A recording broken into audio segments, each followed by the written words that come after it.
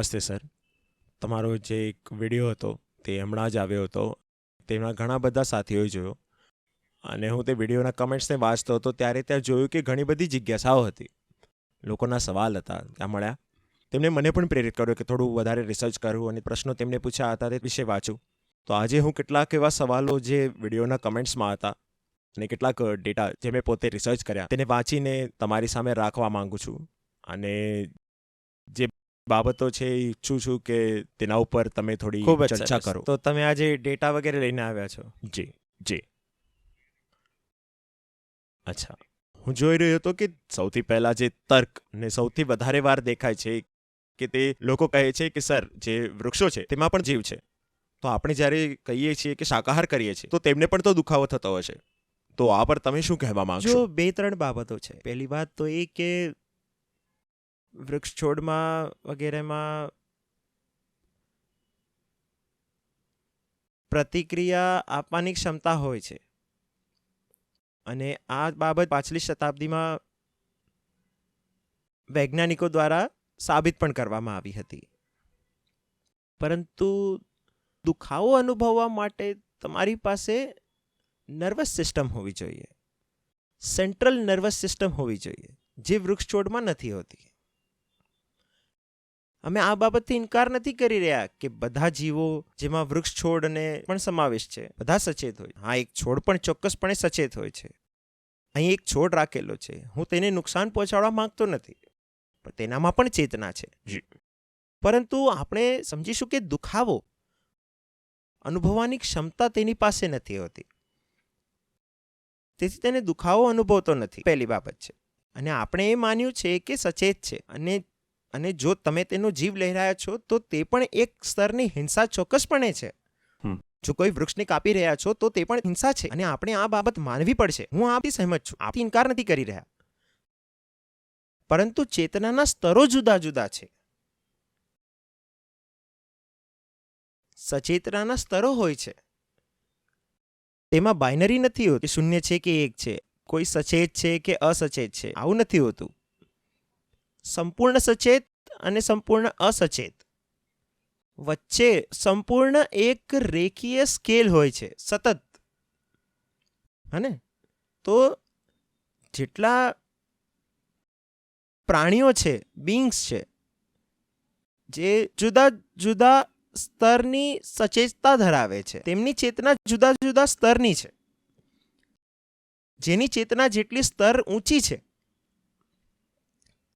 તે તેટલા જ મૂલ્ય અને સન્માનનો પ્રાણી બની જાય છે અને તેની જવાબદારી પણ વધી જાય છે. જે જેટલી ઊંચી ચેતના ધરાવે છે, જેટલું ઊંચું જોઈ શકે છે, જાણી શકે છે, સમજી શકે છે, તેની કિંમત પણ એટલી વધારે હોય છે, પરંતુ સાથે સાથે તેની જવાબદારી પણ વધારે છે.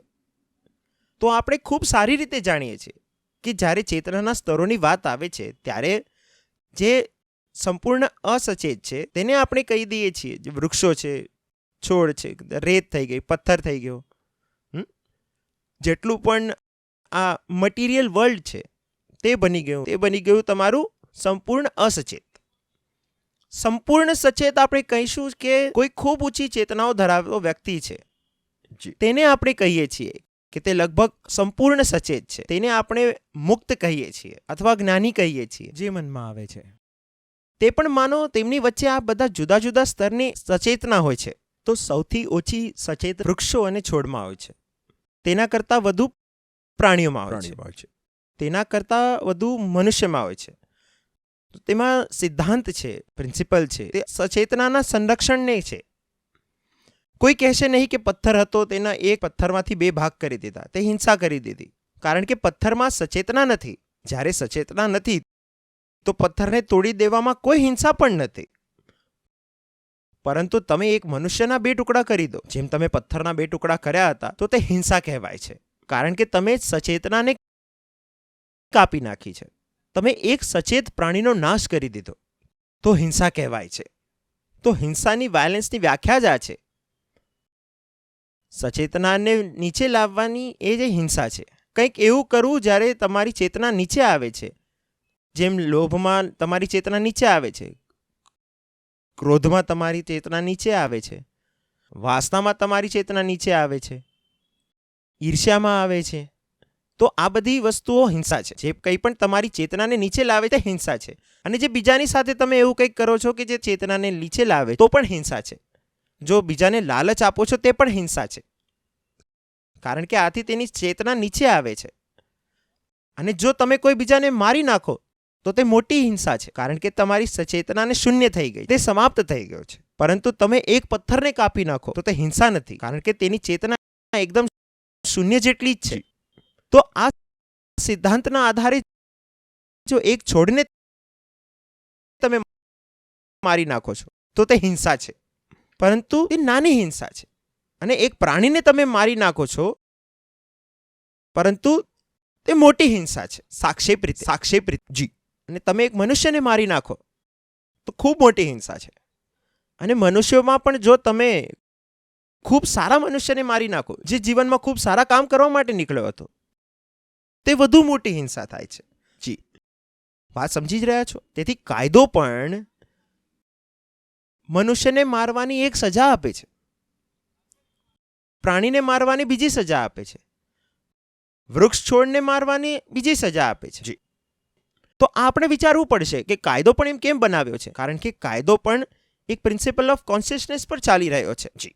હિંસા છે, સચેતનાને મારવી જ હજુ સજા મળે છે. હિંસા માટે તો સજા મળે છે, સચેતનાને નીચે લાવવા માટે તો એવું કહેવું કે જે વૃક્ષો અને છોડમાં પણ જીવ છે અને પ્રાણીમાં પણ જીવ છે તો બંનેને મારવું એક જ વાત છે, ખૂબ ખરાબ કુતર્ક છે. આ એવો જ કુતર્ક છે કે એક માણસને આપણે કહ્યું ને કે ગુટકા ખાય છે, તે પણ ખોટી વાત છે. જી.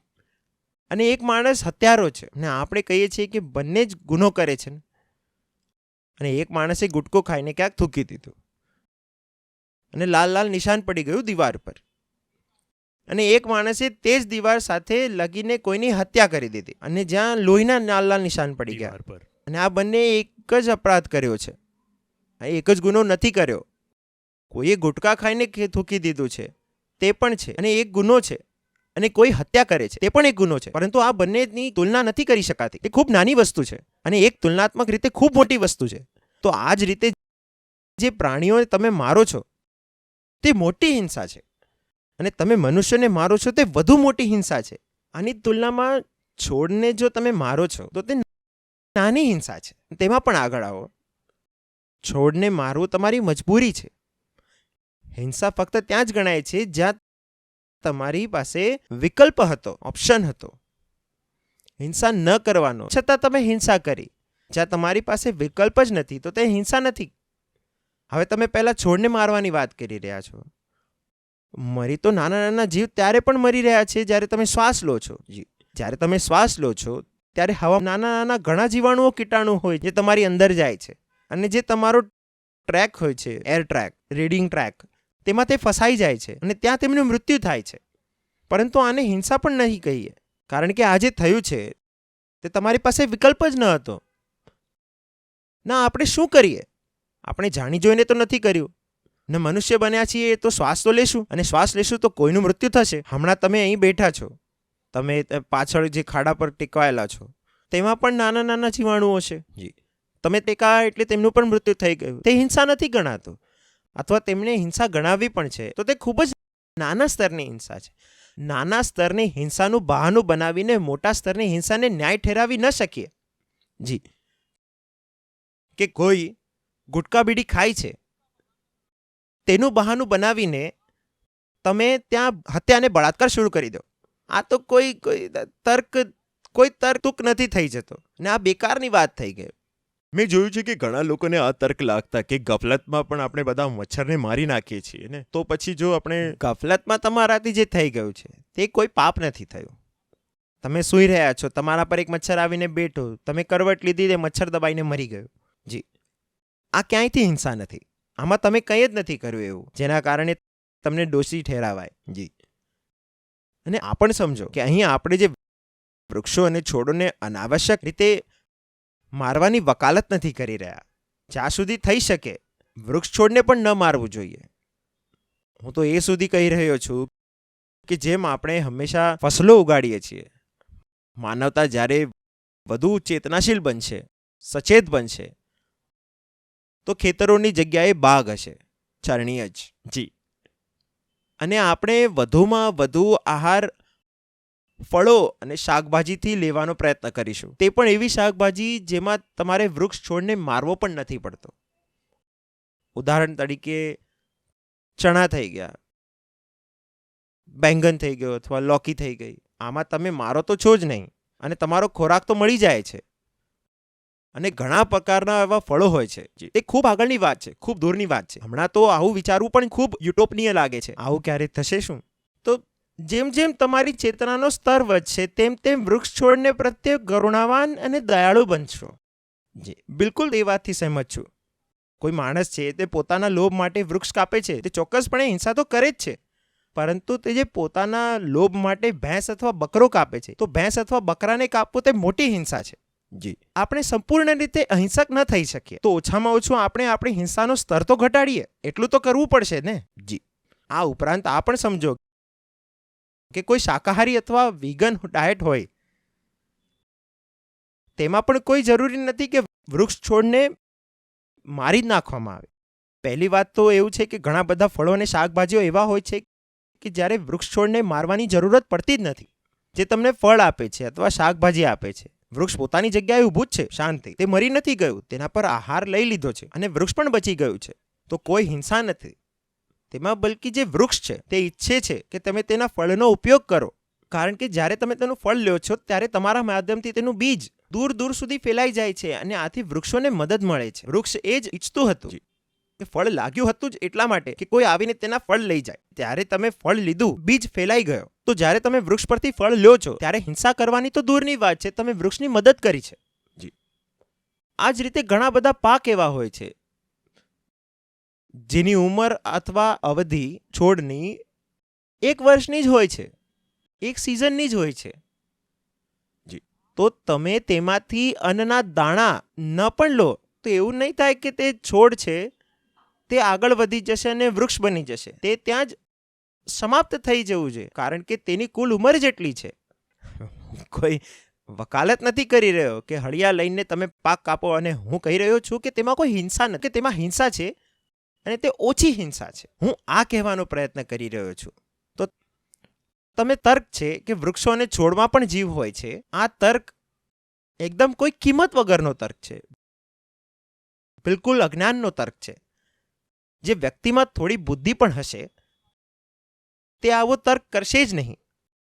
આ એ જ વાત થઈ ગઈ કે કોઈ કહે છે કે ભેંસ કેમ કાપી દીધી, તો વ્યક્તિ બોલે છે કે તમે જામફળ ખાધું હતું, તમે જામફળ ખાઈ રહ્યા છો તો હું ભેંસ ખાઈ રહ્યા છું, તો એક જ વાત છે. આ ક્યાંનો તર્ક છે ભાઈ? અને જો ભેંસ અને જામફળ એક સમાન છે તો માણસ અને ભેંસ પણ એક સમાન છે. હું ફક્ત બુદ્ધિની વાત નથી કરી રહ્યો. માણસ અને ભેંસ બુદ્ધિમાં સમાન છે, કારણ કે આ પ્રકારનો તર્ક આપવામાં આવી રહ્યો છે કે માણસ અને બુદ્ધિમાં સમાન છે. પરંતુ જે સિદ્ધાંતથી તમે કહો છો કે ભેંસ સમાન જામફળ, પછી તે જ સિદ્ધાંતથી માણસ સમાન ભેંસ, કે ભાઈ બધામાં જીવ છે, તો પછી તમે કહો છો કે ભાઈ જામફળ ખાય છે તો તમે ભેંસ પણ કાપીશું. તો એક આગળનો વ્યક્તિ પણ આ કહી શકે છે કે ભેંસ કાપશે તો હું માણસ કાપી દઈશ. તે જ સિદ્ધાંત આગળ વધી જશે. તો આ બેકારનો સિદ્ધાંત છે, આપણે આ વાત ન કરવી જોઈએ. જી જી. જેમ તમે હમણાં કૃષિની વાત કરી, તો હું જોઉં છું કે એક તર્ક પણ આવે છે કે એક એવી વાત થઈ કે કોઈએ કોઈ વૃક્ષ કાપ્યું. આ વાત પણ થઈ કે જ્યારે પાક ઉગાડવામાં આવે છે ત્યારે તે પાકની ઉત્પાદકતા વધારવા માટે તેમાં ઘણા પ્રકારના કીટનાશકો ઉપયોગ કરવામાં આવે છે. તે ઉપરાંત નાના નાના પ્રાણીઓ, રોડેન્ટ્સ હોય છે, તમારા ઉંદર વગેરે, ખિસકોલી, તેમને પણ મારવામાં આવે છે. તો લોકો કહે છે કે જુઓ, હું માંસાહાર કરું છું તો હું ફક્ત એક પ્રાણીને મારી રહ્યો છું, પરંતુ તમે જ્યારે પાક ઉગાડો છો ત્યારે તમે કેટલા બધા પ્રાણીને મારો છો તમારા પાક બનાવવા માટે. હું આ તર્કથી બિલકુલ સહેમત છું અને આ વાત બિલકુલ સાચી છે કે જેને આપણે ખેતી કહીએ છીએ તેમાં ખૂબ જ બધી હિંસા સમાયેલી છે. હું એકદમ માનું છું. એટલે જ તો હું કહું છું કે જો તમે તમારી વસ્તી વધારી રહ્યા છો તો તે તમારી જાતમાં ખૂબ મોટી હિંસા છે. વસ્તી વધારવી એ જ પોતાની જાતમાં હિંસા છે, કારણ કે તમે વસ્તી વધારશો તો ખેતી તો કરવી પડશે ને. અને ખેતી કરવામાં તમે જે પહેલી વાત જંગલ કાપશો તો જંગલમાં જે જીવો હતા તેમને તમે બરબાદ કરી દીધા. અને પછી તમે વર્ષે વર્ષે કીટનાશકોનો પણ ઉપયોગ કરશો અને માટીમાં જેટલા પ્રકારના જીવજંતુઓ છે તમે તેને પણ મારશો. ઘણા પ્રકારના બેક્ટેરિયાને મારશો, કીટકોને મારશો, ઉંદર વગેરેને મારશો. તો તેમને તો તમારે મારવા પડશે, તેમને હિંસા ચોક્કસપણે છે. પરંતુ પછી સમજો કે જે શાકાહારી છે તે માટીમાંથી અન્ન ઉગાડે છે અને ખાય છે. ઠીક છે, હું શાકાહારી છું, મેં માટીમાંથી 1 કિલો અન્ન ઉગાડ્યું અને ખાઈ લીધું. અને એ 1 કિલો અન્ન ઉગાડવા માટે માની લો મેં 10 જીવોને મારી નાખ્યા. માટીમાં એવું થાય છે, કૃમિને મારી નાખ્યા, ઉંદરને મારી નાખ્યા, સાપને મારી નાખ્યા, કેટલા બિચારા પક્ષીઓને પણ મારી નાખ્યા જે આવ્યા અને બેઠા અને પેસ્ટિસાઇડ ખાઈને મરી ગયા, તે પણ થાય છે. આ બધું મારી નાખ્યું. હું શાકાહારી માણસ છું, મેં મારા માટે 1 કિલો અન્ન ઉગાડ્યું અને 1 કિલો અન્ન ઉગાડવા પાછળ મેં 10 જીવોને મારી નાખ્યા. તમે માંસાહારી માણસ છો, તમને હવે જોઈએ છે તમારા માટે 1 કિલો માંસ. ભૂલશો નહીં, મેં કેટલા જીવોને માર્યા? 10. તમે માંસાહારી, તમને જોઈએ છે 1 કિલો માંસ. તે કેટલા કિલો માંસ? 1 કિલો અન્નથી બનશે,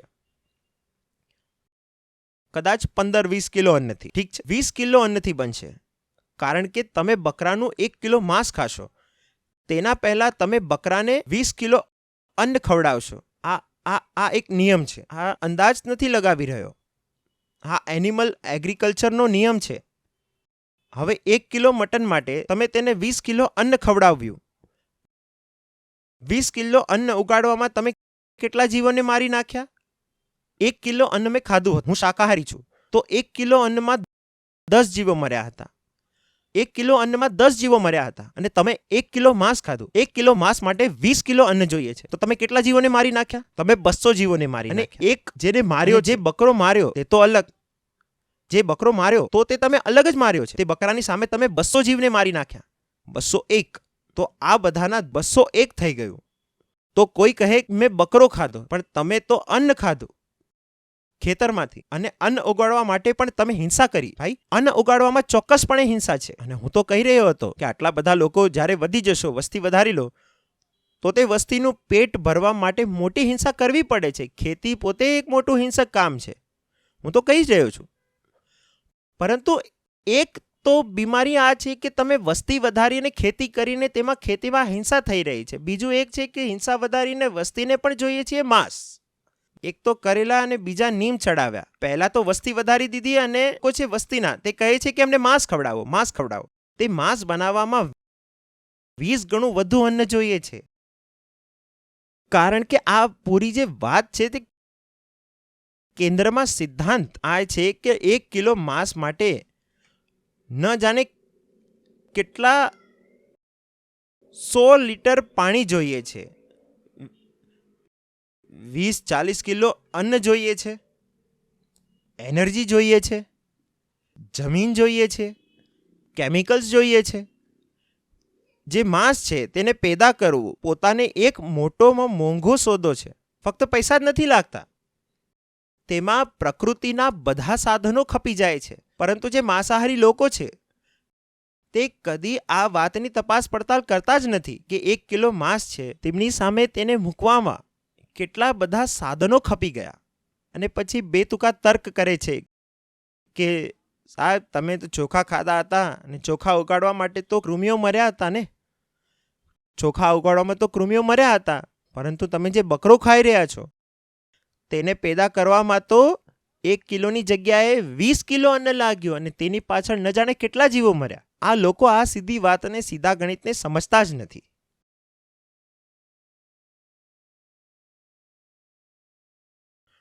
આમાં આગળ હું જોઉં છું તો એક મોટી સાધારણ વાત લાગે છે કે સર, અમે માંસ ખાઈએ તો અમારું શરીર તો પચાવી લે છે, તો પછી તકલીફ શું છે? તકલીફ આ છે કે તમે પ્રાણી નથી. તમે દરેક વસ્તુ એ ખાઈ લો છો જે તમારું શરીર પચાવી લે છે. તમારું શરીર તો ચોરીનો માલ પણ પચાવી લેશે ને. અથવા એવું થશે કે તમે ચોરીનું ખાઈ રહ્યા છો અને શરીરથી પચાવી રહ્યું, તો પછી તમને સજા કેમ મળે છે? તમે કહી રહ્યા છો કે સાચા અને ખોટાનો માપદંડ આ છે, તમે વસ્તુને તમારા શરીરે પચાવી લે છે તો ખોટી કેમ હોઈ શકે? હા, તમે આ તર્ક લઈને તો આવ્યા છો. તમે કહી રહ્યા છો કે તમે હમણાં જ મટન ખાધું અને તમારા શરીરે મટન પચાવી લીધું, તો મટન ખાવું ખોટું કઈ રીતે હોઈ શકે? તમારું શરીર તો ચોરીની દાળ, ચોરીના ચોખા પણ પચાવી લેશે, તો આ ખોટું નથી? એક પ્રાણી માટે ઠીક છે, તે કોઈ પણ ખાઈ લેવું છે, તે પચાવી લે છે.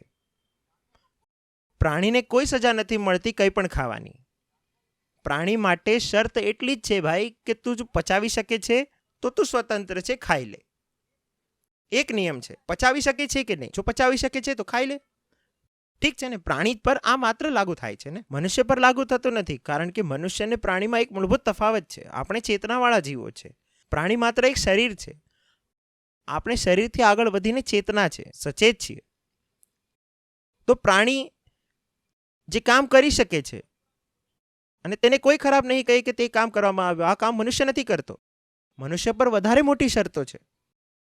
પ્રાણી તો રસ્તા પર પડ્યું છે, તમે ગાડી ચલાવી રહ્યા છો અને વચ્ચે આવીને રસ્તા પર કોઈ ગધેડો બેસી જાય છે, તમે તે ગધેડાને તાના મારો છો, તે ગધેડા માટે પોલીસ બોલાવો છો, તમારી ગાડી બાજુમાંથી કાઢી લો છો કે આ તો ગધેડો છે, રસ્તા પર આવીને બેસી ગયો. પરંતુ જો કોઈ મનુષ્ય રસ્તા પર આવીને બેસી જાય છે તો આ તર્ક કરે છે કે ગધેડો પર તો રસ્તા પર બેઠા છે ને, તો હું કેમ નથી બેસી શકતો? તો તે વ્યક્તિ ગધેડો નથી પણ મોટો ગધેડો છે. તો આ માંસાહારના પક્ષમાં જે તર્ક આપવામાં આવે છે તે ગધેડાથી વધીને ગધેડાપણાના તર્ક છે. જેમ લોકો કહે છે કે જુઓ આપણા દાંત જુઓ, આપણે આંતરડાને જુઓ. હા, કહે છે કે આપણા દાંત જુઓ, આપણા આંતરડા જુઓ, આપણી પાસે જો તો આ અહીંયાના દાંત છે જેમાંથી માંસ ફાડી શકાય છે, આપણા આંતરડા પણ માંસ પચાવી લે છે, તો આપણે કેમ ન ખાય? આ ગધેડાઓના તર્ક છે. ગધેડાઓના તર્ક કઈ રીતે? હું કોઈ ગાળો નથી કરતો. ગધેડો એટલે ચેતનાહીન પશુ. હું તેના પ્રતિકે તેને ગધેડો કહી રહ્યો છું. તમે આ સમજી શકતા નથી કે કેટલાક કામ તમે કરી નથી શકતા કારણ કે તમે ચૈતન્ય મનુષ્ય છો અને તમારી પાસે બોધની ક્ષમતા છે અને જવાબદારી છે. સમજી રહ્યા ને? પ્રાણી તે બધું ખાઈ શકે છે જે તે પચાવી લે છે. તમે બધું ખાઈ શકતા નથી જે તમે પચાવશો. ત્યારે આ જોઈને ખાવું પડશે કે તમે જે ખાઈ રહ્યા છો તેની બીજા પર શું અસર પડી રહી છે. તમે એક ખૂબ બીમાર માણસ છો, તમે ખાવા બેઠા છો, એક વાંદરો આવે છે, તમારું ખાવાનું ઉપાડીને વયો જાય છે. શું તમે વાંદરાને કહેશો કે ભગવાન તને શ્રાપ દેશે? એવું કહેશો કે ગોડ વિલ કર્સ યુ? એવું કહેશો કે તમે ખૂબ બીમાર હતા અને તમે ખાવાનું લઈને બેઠા હતા અને તમે ગરીબ પણ હતા, તમે બીમાર છો, તમે ગરીબ છો, તમે બેઠા હતા, વાંદરો તમારું ખાવાનું લઈને ચાલ્યો ગયો. તમે આ નહીં કહો કે વાંદરો તે ગુનો કર્યો છે, તને પાપ લાગશે. તમે આવું નહીં કહેશો. પરંતુ જો કોઈ મનુષ્ય આવીને કોઈ બીમાર ને કોઈ ગરીબનું ખાવાનું લઈ જાય તો કહેશો ને કે તમે ખોટું કર્યું. સિંહ કોઈ હરણને મારીને ખાઈ શકે છે તો સિંહ કોઈ ખોટું નથી કરી રહ્યો. પરંતુ જો મનુષ્ય કોઈ હરણને મારીને ખાઈ રહ્યો છે તો મનુષ્ય ખૂબ ખોટું કર્યું છે. જે નિયમ પ્રાણીઓને લાગુ છે તે નિયમ મનુષ્ય પર નથી લાગુ થઈ શકતો. અને કોઈ મનુષ્ય પ્રાણીઓના નિયમો મનુષ્ય પર લાગુ કરશે તો તે મનુષ્યને સજા એ મળશે કે તે પ્રાણી બની જશે. સમજાય છે ને આ વાત? વાંદરાએ ચોરી કરીને ખાઈ લીધું, વાંદરાને કોઈ સજા નથી. સિંહે હરણ મારીને ખાઈ લીધું, સિંહને કોઈ સજા નથી. પરંતુ મનુષ્ય ચોરી કરીને ખાય છે તો તેને સજા છે. મનુષ્ય હરણને મારશે તો સજા છે. કારણ કે મનુષ્ય બધા પ્રાણીઓથી અલગ છે, તેથી મનુષ્ય પર નિયમ અલગ લાગે છે. જો તમે ગધેડા અને વાંદરા અને સિંહનું ઉદાહરણ લેવા માંગતા હો તો હું તમને કહું છું કે તમે ગધેડા, વાંદરા અને સિંહ જેવું જીવન કેમ નથી વ્યતીત કરતા? તેઓ તો સંપૂર્ણ પ્રાકૃતિક જીવન જીવે છે. તમે આ ઈંટ પથ્થરનું ઘર કેમ બનાવ્યું છે? તમે મોબાઈલ કેમ ઉપયોગ કરો છો? સિંહ તો મોબાઈલ ઉપયોગ નથી કરતો. સિંહને જે સિંહણ મળી ગઈ તેની સાથે ચાલી જાય છે. આજે એક સિંહણ છે, કાલે બીજી સિંહણ સાથે. તમે કેમ કહો છો કે મારી પત્ની માત્ર મારી છે, મારા પડોશીની પત્ની નથી? સિંહ તો લગ્ન નથી કરતો. સિંહ તો દાંત પણ સાફ નથી કરતો. તમે આ બધું કેમ કરો છો? સિંહ પાસે ભાષા પણ નથી, સિંહ પાસે વિચાર પણ નથી, અને વાંદરા પાસે કોઈ ધર્મ નથી, અને ગધેડા પર કોઈ ફરજ જ નથી. તો તમે આ પ્રાણીઓને જ દલીલ આપવા માંગતા હો અને લોકો આવીને કહે છે કે અરે જુઓ બબ્બરસિંહને જુઓ, તે તો મારીને ખાય છે, તો અમે પણ બબ્બરસિંહ છીએ, અમે પણ મારીને ખાઈશું. તો જો તમારે બબ્બરસિંહનું ઉદાહરણ આપવું છે તો જાઓ ને જંગલમાં. જંગલમાં બબ્બરસિંહની જેમ જઈને રહો ને. બસ એક જ વાત પર તમારે બબ્બરસિંહની બરાબરી કરવી છે કે તે માંસ ખાય છે તો હું પણ ખાઈશ બબ્બરસિંહ.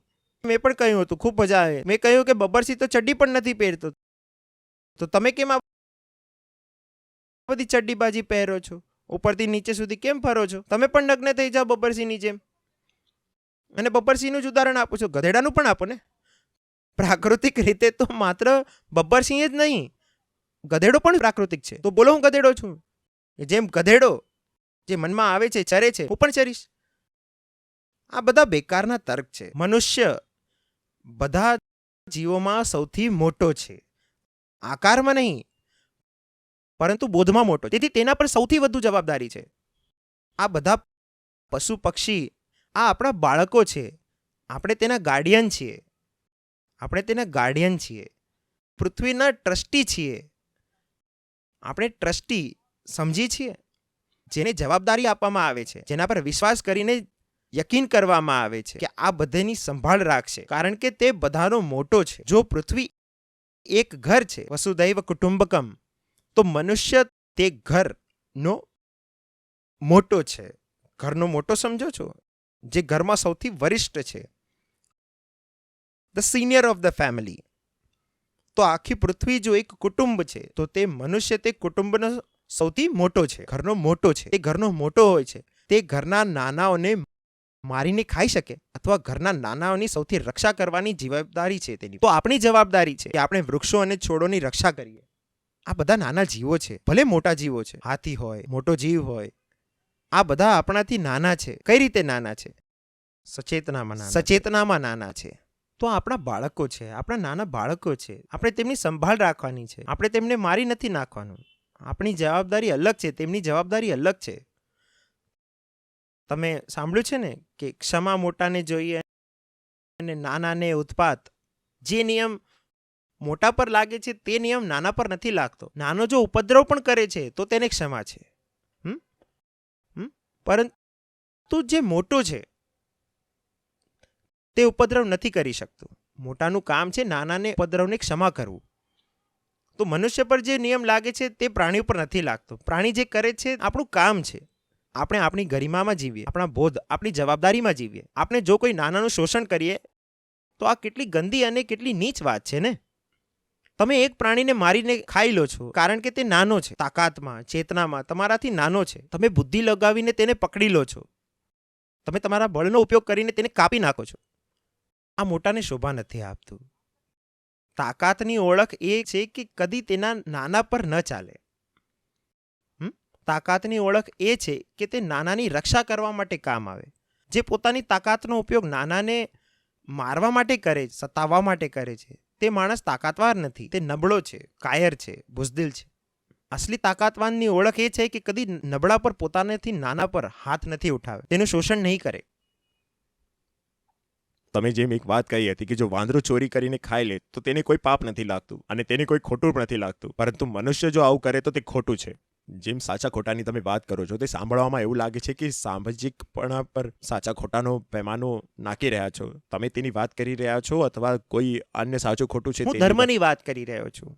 અને જ્યારે હું ધર્મ કહું છું ત્યારે કોઈ પંથ વિશેષતાની વાત નથી કરી રહ્યો. હું કોઈ રિલિજન, કોઈ સમુદાય, કોઈ સેક્ટ, પંથ અથવા મઝહબની વાત નથી કરી રહ્યો. હું ધર્મ માત્રની વાત કરી રહ્યો છું. Religiosity is self the very essence of રિલિજિયસનેસ. હું વિશુદ્ધ અધ્યાત્મની વાત કરી રહ્યો છું. જ્યારે સાચું ખોટું કહું છું ત્યારે હું કોઈ સામાજિક નિયમ, કાયદા, કાનૂનની નથી કરી રહ્યો. હું કહી રહ્યો છું કે તમારું હૃદય છે, તમે મનુષ્ય પેદા થયા છો, તમારી પાસે ચેતના છે. તેના નાતે તમારો એક કર્તવ્ય બને છે. હિન્દુ હોવાના નાતે નહીં, મુસ્લિમ હોવાના નાતે નહીં, મનુષ્ય હોવાને નાતે. મનુષ્ય હોવાને નાતે.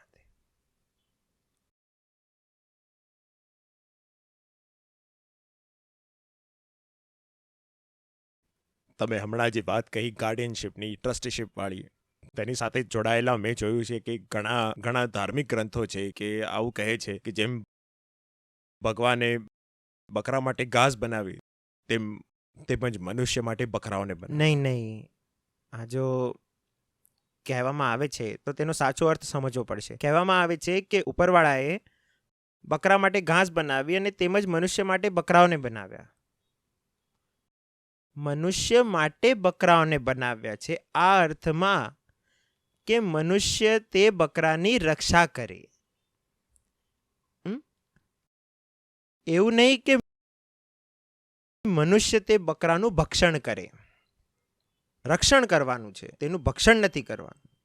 તો પણ કહેવું કે મનુષ્યએ બકરાને બનાવ્યો છે તો તમારા ખાવા માટે બનાવ્યો છે. તમે માત્ર એક ખૂબ મોટું પેટ છો કે શું હું તમને કહું કે આ વસ્તુ તમારા માટે છે તો તમે તરત જ ખાવાનું શરૂ કરી દો છો? જો તમે આ પણ કહો છો કે ભગવાને, ઉપરવાળાએ, ગોડે, ખુદાએ બકરાને મનુષ્ય માટે બનાવ્યો છે તો તેમણે કહી દીધું, સારું, ઠીક છે, ઉપરવાળાએ બકરાને મનુષ્ય માટે બનાવ્યો છે તો જ્યારે પણ કહેવામાં આવે છે કે વસ્તુ તમારા માટે છે તો ખાવાનું શરૂ કરી દો છો.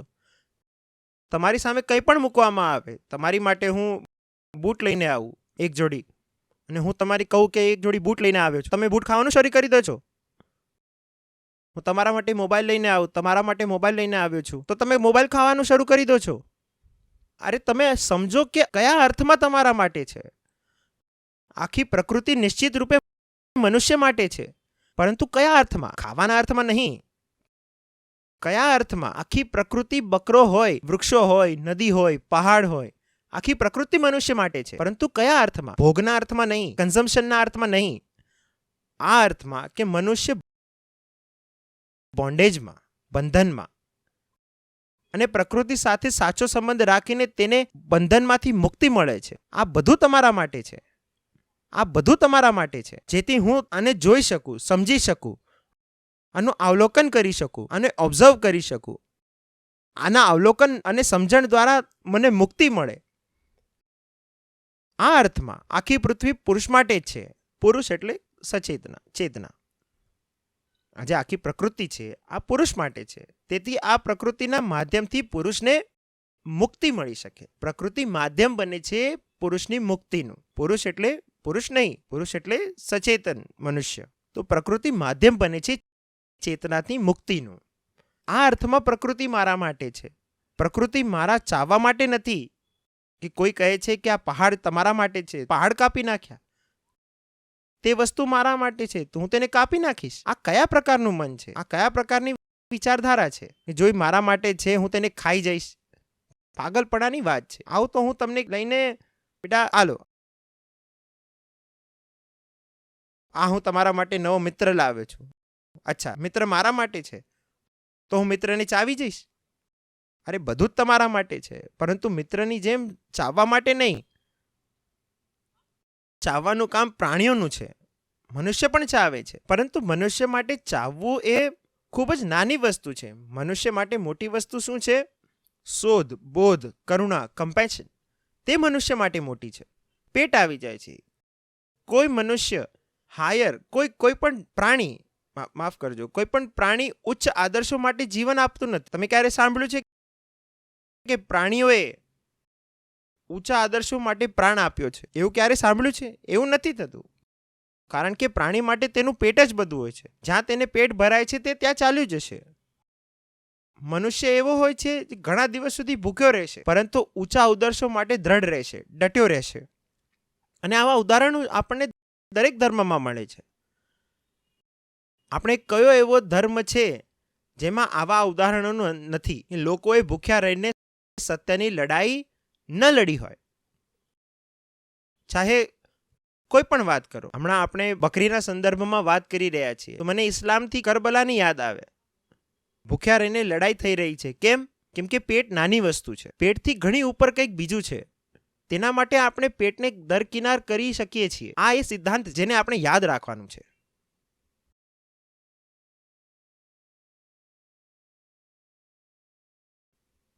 આમાં હું વધુ એક વસ્તુ જોઉં છું કે હમણાં તમે વાત કરી કે મનુષ્ય સૌથી મોટો છે, કેમ કે મનુષ્યની ચેતના બાકી બધા જીવો કરતાં મોટી છે. હું જોઉં છું કે લોકો તેમાં બીજો તર્ક લગાવે છે કે જે ફૂડ ચેઇન છે. જુઓ, જંગલનો નિયમ છે કે નાના પ્રાણી મોટું પ્રાણી ખાય છે. જંગલનો નિયમ મનુષ્ય પર લાગુ નથી પડતો ભાઈ. તમે ક્યારના જંગલમાંથી બહાર આવી ગયા તો તમે હજી જંગલી જ હોત તો તમને ધર્મ કેમ મળત? જંગલમાં કોઈ પ્રાણી પાસે ધર્મ હોય છે શું? તો જે લોકો પોતાના ધાર્મિક પર્વગ્રહો, પોતાના ધાર્મિક ધર્મ વિશ્વાસ અને માન્યતાઓની રક્ષા માટે કહે છે કે જંગલમાં તો ફૂડ ચેઇન ચાલે છે, હું એમથી કહી રહ્યો છું કે જંગલમાં ધર્મ નથી ચાલતો, તો તમે ધર્મનું નામ કેમ લઈ રહ્યા છો? પછી તો તમને જંગલની જ ઉતાવળ અને દલીલ આપી હતી તો ધર્મને એક બાજુ રાખો ને. જંગલમાં કોઈ પાસે ધર્મ હોય છે? સિંહ પાસે, વાંદરા પાસે, કોઈ પાસે હોય છે? રિલિજનનો મતલબ એ છે કે તમારા માટે જંગલથી મોટું કંઈક બીજું જ છે. જંગલથી મોટું કંઈક બીજું છે. તે વ્યક્તિ હવે ધાર્મિક બન્યો છે. ધર્મનું કામ જ એ છે કે તમને જંગલથી બહાર ખેંચી લેવો. તો જંગલના નિયમોની વાત ના કરો, ફૂડ ચેન અને એ બધું. આ બધી વાત જીવજંતુઓ પર લાગુ છે, માણસ પર નહીં. માણસને જોવું જોઈએ કે કઈ રીતે વધુથી વધુ પ્રાણીઓની રક્ષા કરી શકે. We are the guardians. અમે પિતા છીએ. આ આખી પૃથ્વી આપણી ટ્રસ્ટીશીપમાં છે. આપણે બધાની રક્ષા કરવાની છે. આપણે અહીં બુદ્ધિ અને બળ લઈને એ માટે આવ્યા નથી કે બધાનો નાશ કરી નાખીશું. આ એક બહુ ખોટી રીતે છે પૃથ્વી જોવાની. હું સૌથી વધુ બુદ્ધિશાળી અને હોશિયાર છું, તો એ માટે હું બધાને પકડીને ખાઈ જઈશ, બધાનું શોષણ કરીશ. આ કેટલી ગંદી રીત છે પૃથ્વીને જોવાની. તમે પિતા છો બધાના, તમારા બધા બાળકો છે નાના નાના, તમારે તેમની પરવરિશ કરવાની છે. તેમની પરવરિશ કરવાથી તમારા પોતાનું કલ્યાણ છે. પ્રકૃતિ સાથે સત્ય સંબંધ રાખવામાં જ ચેતનાનું કલ્યાણ છે, પુરુષનું પણ. મને આ વસ્તુથી એક વસ્તુ યાદ આવી રહી છે કે લોકો પુરુષાર્થની ખૂબ વાત કરે છે, લોકો પોતાના સપના પૂર્ણ કરવાની ખૂબ વાત કરે છે, પરંતુ આ રીતે કદી પુરુષાર્થને નહીં જોઈએ કે તમે ગાર્ડિયનશિપમાં છો. હા, પુરુષાર્થનો અર્થ જ એ છે કે તમે એક વિશાળ જવાબદારી સ્વીકારો. પોતાના માટે તો દરેક કીટ પતંગ જીવે છે ભાઈ. પોતાના માટે એટલે પોતાના પેટ માટે, પોતાની પ્રજાતિને આગળ લઈ જવા માટે, પોતાના માટે કોઈ નર કે માદા શોધવા માટે. આ બધા જીવે છે. મનુષ્ય એ છે ને જે પોતાનાથી આગળની જવાબદારી સ્વીકારી શકે, તેને જ મનુષ્ય કહેવાય. જે ફક્ત પોતાના પેટ માટે જીવે છે તે કયો મનુષ્ય?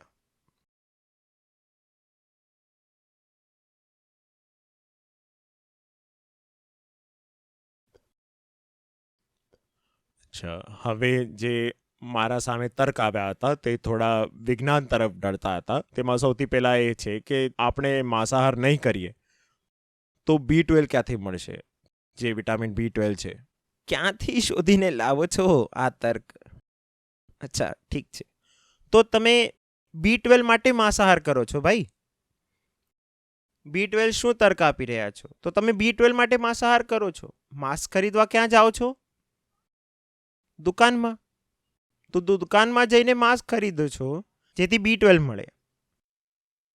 તો તમે દુકાનમાં જઈને સીધું B12 શા માટે નથી ખરીદતા? ભાઈ, જો અગર B12 જ જોઈએ છે તો તમે માંસ શા માટે ખરીદો છો? દુકાનમાં જ જઈ રહ્યા છો ને માંસ ખરીદવા. જેમ દુકાનમાં માંસ ખરીદો છો તેમ બાજુની દુકાનમાંથી B12 પણ ખરીદી લો. ઓર્ગેનિકલી મેન્યુફેક્ચર B12 મળે છે બજારમાં. પ્લાન્ટ બેઝ, છોડવા આધારિત, એકદમ શુદ્ધ શાકાહારી વિગન B12 મળે છે બજારમાં. હજી ખૂબ સસ્તું મળશે, માંસ કરતાં ખૂબ જ સસ્તું છે. તમે 500 રૂપિયાનું માંસ ખરીદશો તેમાં તમને આટલું એવું B12 મળશે. તમે 50 રૂપિયાનું B12 ખરીદી લો, આટલું બધું ખૂબ જ B12 મળશે. તેમાં માંસ ખાવાની શું જરૂર છે? બંને વસ્તુઓ તમે દુકાનમાંથી લઈ રહ્યા છો. આઉટપુટ તો કોઈ ફેક્ટરીનું જ છે. માંસ પણ કોઈ ઓર્ગેનાઇઝડ કોર્પોરેટ સ્લોટર હાઉસથી જ મળી રહ્યું છે. અને જે B12 ની તમને બોટલ મળશે, ગોળીઓ, તે પણ કોઈ ફેક્ટરીમાંથી આવ્યું છે. જ્યારે ફેક્ટરીનું જ આઉટપુટ ખરીદ્યું છે તો સીધું B12 જ ખરીદો ને. માંસ શા માટે ખરીદો છો? રાધર, હું એ પણ વિષય થોડું વિચારી રહ્યો હતો કે એક વાત સમજાઈ હતી કે B12 છે એવું નથી કે કોઈ પ્રાણી તેના શરીરમાં બનાવે છે, તે બધાને વૃક્ષ છોડમાંથી જ મળે છે. માંસમાં નથી હોતું B12, માટીમાં હોય છે B12. માટીમાં. અને જ્યારે પ્રાણીઓ ઘાસ ખાય છે, ઘાસ, ત્યારે ઘાસમાં માટી હોય છે મૂળમાં. તે ઘાસ સાથે માટી તેમના પેટમાં જાય છે અને માટીમાં B12 હોય છે, તો તે પછી તેમના શરીરમાં આવે છે. તો તમે વિચારવા લાગો છો કે B12 માંસમાં હોય છે. માંસમાં નથી હોતું, માટીમાં હોય છે. અને મનુષ્યને પણ પહેલા B12ની વધારે જરૂર નહોતી પડતી, કારણ કે આપણે પણ સીધા જ વૃક્ષ પરથી ફળ ખાઈ લેતા હતા. જમીનમાંથી ઉખાડીને આપણે સબ્જીઓ, કંદમૂળ, આ બધું ખાઈ લેતા. તો B12 આપણને સીધું જ મળી જતું હતું. પરંતુ હવે આપણે ખૂબ જ સફાઈવાળા બની ગયા છીએ. તો આપણે જ્યાં સુધી ઘસીએ છીએ આપણા ફળોને, સબ્જીઓને, જ્યાં સુધી ધૂળ અને માટીનો છેલ્લો કણ પણ સાફ ન થઈ જાય. તેથી હવે આપણને B12 નથી મળતી. B12 સારી રીતે સમજી લો કે માંસમાં નથી, માટીમાં હોય છે. અને જઈને એકદમ વિગન B12 મળે છે અને ખૂબ સસ્તું મળે છે. માંસની જગ્યાએ સીધું B12 જ ખરીદી લો ભાઈ. બાળકથી લઈને વૃદ્ધ સુધી બધા ઘરમાં કંઈક ને કંઈક સપ્લિમેન્ટ લેતા જ હોય છે. સારી વસ્તુઓ છે. કોઈ વિટામિન D લે છે, કોઈ કેલ્શિયમ લે છે. B12 પણ લઈ લો, શું તકલીફ છે? માંસ દુકાનમાંથી ખરીદો તેના કરતાં સીધું B12 દુકાનમાંથી ખરીદી લો.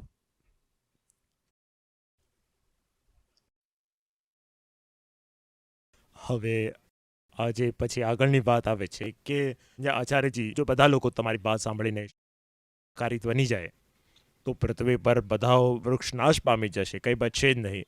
તો આ પૃથ્વી જે આ 800 કરોડ કહેવાય છે કે જે 1000 કરોડ મનુષ્ય થઈ જશે તે આવા શાકાહારી લોકોને કેવી રીતે સંભાળશે? જો આ વિષયમાં હું અગાઉ ઘણી વાર કહી ચૂક્યો છું, પરંતુ ફરીથી ધીરજ રાખીને ફરીથી કહીશ. એક માંસાહારી માણસને જીવતો રાખવા માટે 50 ગણા વધુ વૃક્ષ જોઈએ છે. એક માંસાહારી માણસને જીવતો રાખવા માટે 50 ગણા વધુ વૃક્ષો જોઈએ છે. જો એક શાકાહારી માણસ માટે એક વૃક્ષ લાગે છે એટલે કાપવામાં આવે, ઉપયોગમાં લેવામાં આવે, તો એક માંસાહારી માણસ માટે 50 વૃક્ષો કાપવામાં આવે છે. કારણ કે માંસ આવે છે અનાજથી, ગ્રેનથી અથવા ઘાસથી, અને તે ઘાસ ક્યાંથી આવશે? કોઈ ખેતરમાંથી આવશે ને. તે ખેતર ક્યાંથી આવશે? તે ખેતર માટે જંગલ કાપવું પડશે ને. ખેતર જમીન માંગે છે, ને જમીન હશે તો ખેતી થશે ને. ઘાસ હશે અથવા અન્ય કંઈ પણ હશે, તે જંગલ કાપવામાં આવે છે. તો આ કહેવું કે બધા શાકાહારી બની જશે તો વૃક્ષો કપાઈ જશે, જંગલો કપાઈ જશે, પાગલપણાની વાત છે. જંગલો કપાઈ રહ્યા છે માંસાહારીઓના કારણે, અને માંસાહારીઓને આ વાતની ખબર પણ નથી કે જ્યારે તમે માંસાહાર કરો છો ત્યારે તમે કેટલા વૃક્ષો કાપી નાખ્યા છે. જંગલોના જંગલો સાફ થઈ ગયા છે માંસાહારના કારણે. પૃથ્વી પર જેટલું અન્ન ઉગાડવામાં આવે છે તેમાંથી 70-80% જાનવરોને ખવડાવવામાં આવે છે. તેથી પછી તમે જાનવરોનું માંસ ખાઈ શકો. એટલે પૃથ્વી પર જેટલા વિસ્તારમાં, એરિયામાં ખેતી થાય છે તેના 70% માંસાહારીઓ માટે ખેતી થાય છે. તે અન્ન મનુષ્ય કદી નથી ખાતા, જાનવરો ખાય છે, જેથી તમે તે જાનવરનું માંસ ખાઈ શકો. આ વાત લોકોને ખૂબ આશ્ચર્યચકિત કરશે, કારણ કે લોકો જાણતા જ નથી, કારણ કે આપણે કદી ધ્યાન આપતા નથી. આપણી પ્લેટ પર જે માંસ મૂકેલું છે તે માંસ કેટલું મોંઘું છે. તે પ્રકૃતિ અને પર્યાવરણની હત્યા કરીને આવે છે, બિલકુલ. અને તેમાં જ છુપાયેલી કિંમત છે તે આપણને ખબર પણ નથી. અને હું હજુ સ્વાસ્થ્યની કિંમતની વાત પણ નથી કરી રહ્યો, પર્યાવરણની કિંમતની વાત શરૂ કરી છે. હજુ આગળ જશે, હજુ દૂર સુધી જશે. મારી પાસે કેટલા ડેટા છે જે રિસર્ચ કરીને હું તમને સામે મૂકવા માંગુ છું. એવું કહેવાય છે કે જે એક મીટ ઈટર છે તેની ડાયટ માટે 17 ગણી જમીન જોઈએ છે, 17 ગણી જમીન જોઈએ છે, 14 ગણું પાણી જોઈએ છે. આ ભાઈ, આ બધી વાતો જ્યારે આ વિડીયો પબ્લિશ કરો ત્યારે સ્ક્રીન પર મોટા મોટા અક્ષરોમાં લખી દેજો, જેથી લોકોના મગજમાં ડેટા છપાઈ જાય. શું ફરીથી બોલે છે? શું 17 ગણી વધુ જમીન જોઈએ છે એક માંસાહારી માટે? એક માંસાહારીને જીવતો રાખવા માટે 17 ગણી વધુ જમીન જોઈએ છે. એક શાકાહારીની તુલનામાં એટલો વધુ પરિશ્રમ લાગે છે અને કેટલો ખર્ચ થાય છે, અને એટલું મુશ્કેલ અને મોંઘું કામ છે. એક માંસાહારી માણસને જીવતો રાખવા માટે 17 ગણી વધુ જમીન જોઈએ છે.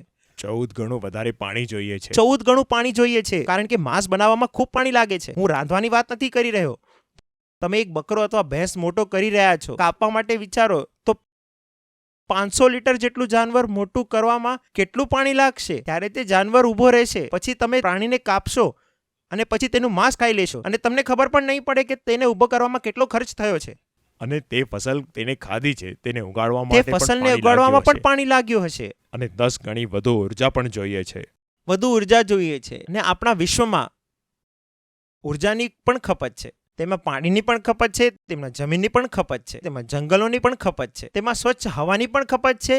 દરેક વસ્તુ જે દુનિયામાં ખપત છે તે જ વસ્તુ છે તો વધુમાં વધુ ખપ થાય છે એક માંસાહારી માણસને માંસ ખવડાવવામાં. અને હું આ એક વાત ઉમેરવા માંગુ છું, જે ડેટા મેં કહ્યો છે તે અમેરિકન જનરલ ઓફ ક્લિનિક લિટરેશન માંથી આવે છે. આ બધું તમે સ્ક્રીન પર લખી દેજો, નહીં તો લોકો કહેશે કે ડેટા આમ જ હવામાં ઉઠાવી લાવ્યા છો. આની આગળ હાર્વર્ડના એક પ્રોફેસર છે મેડિસિનના, ડૉક્ટર વોલ્ટ વિલેટ. તેમણે કહ્યું છે કે જે દુનિયામાં જે ભૂખની સમસ્યા વિશે આપણે વાત કરીએ છીએ તે હલ કરી શકાય છે 40 મિલિયન ટન અનાજથી. મતલબ કે તે લોકો માટે કહું છું કે દુનિયામાં જે ભૂખ્યા લોકો છે તે બધાનું પેટ ભરી શકાય છે ફક્ત જો 40 મિલિયન ટન અનાજ હદુ વધારવામાં આવે તો અને મળી જાય તો. દુનિયાની બધી ભૂખ શાંત કરી શકાય છે ફક્ત વધારાના 40 મિલિયન ટન અનાજથી.